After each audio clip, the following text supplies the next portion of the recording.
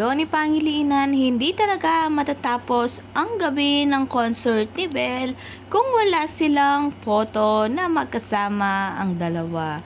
At talagang naging isang glam team na si Donnie, talagang inayusan niya ang buhok ni Belle Mariano. At syempre may pakilig-kilig si Belle rito.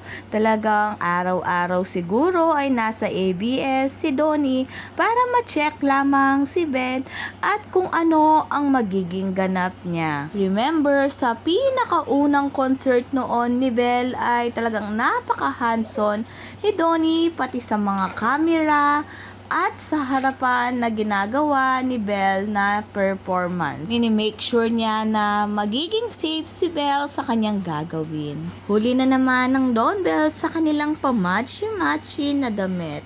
Kahit hindi parehas ang design pero parehas na parehas ang kulay, talagang matchy na sa dalawa.